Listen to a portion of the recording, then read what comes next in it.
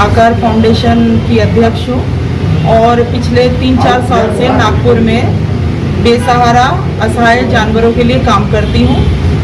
पिछले कुछ सालों से मैं एनएमसी के साथ जुड़ी हुई इसलिए कि भांडेवाड़ी का जो शेल्टर है उसमें जो भी डॉग्स आते हैं कभी कभी उनकी खाने की व्यवस्था और उनकी दवा दारू की व्यवस्था मैं करती हूँ।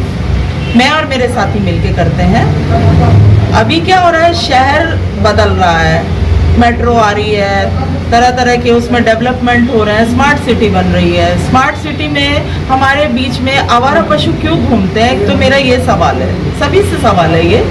आवारा पशु घूमते हैं, उनके लिए उनसे नफरत की जाती है क्योंकि उनकी एनिमल बर्थ कंट्रोल नहीं मनपा कर पाती। टैक्स दिया जाता है लेकिन उनका कुछ इस तरह का नहीं होता है आवारा पशुओं का।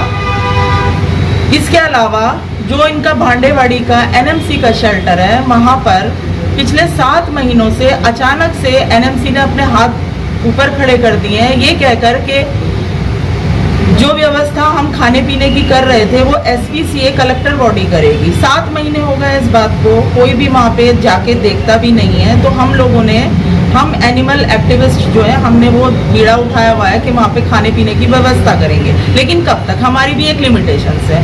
इसी संदर्भ में बात करने में आयुक्त के पास गई थी 20 तारीख को 5:30 बजे। उन्होंने मेरी बात नहीं सुनी। मैं उनसे सिर्फ ये कहने के लिए गई थी कि मेरे को वहाँ पे एक डॉक्टर चाहिए क्योंकि आपके रोज कंप्लेंट के बहुत केसेस आते हैं जिनके कीड़े पड़े होते हैं, जो कमर से गए हुए हैं, पैरालाइज्ड डॉग्स होते हैं।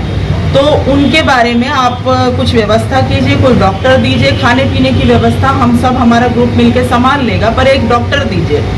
जिसके जवाब में आयुक्त पता नहीं किस मूड में थे, वो क्यों मेरे से इस तरह से अभद्र भाषा में बात करी कि आप लोगों को कोई दिखता नहीं है, जब देखो तब आप डॉग्स के विषय में आ जाते हैं। ऐसा ये मानवता के नाते भी जरूरी है कि कोई अधिकारी जिस इतनी बड़ी कुर्सी पे बैठा है उसके अंदर मानवता भी होनी चाहिए।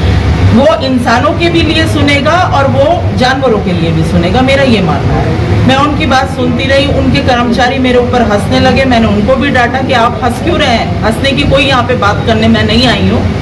इसी बीच वो पता नहीं क्या क्या और एनिमल एक्टिविस्ट के बारे में कुछ बोलते रहे कि आप लोग लड़ते हो, आप लोग ऐसे करते हो। सुन के मुझे बुरा लगा, मैं उठी, मैंने कहा thank you very much sir, मैं जा रही हूँ। मुझे ये समझ में आ गया कि मुझे आपसे कुछ मिलेगा नहीं। मैं जैसी पलटी, उन्होंने पीछे से कहा get out and get lost. तुम्हारी जैसी औरतें, मुझे सब पता है क्या करती हैं। ये कोई भाषा नहीं होती है, आईएएस एकेडमी में ये नहीं सिखाया जाता है, ये पब्लिक रिलेशन नहीं होता है कि किसी महिला के साथ आप इस तरह का व्यवहार करें। क्या ये संदर्भ में आपने कोई कंप्लेंट की? नहीं, और ये जो आपके साथ में जो अभद्र व्यवहार किया, क्या ये सीसीटीवी में कैद है उस तारीख? बिल्कुल हुआ होगा, वहाँ पे लगे हुए हैं।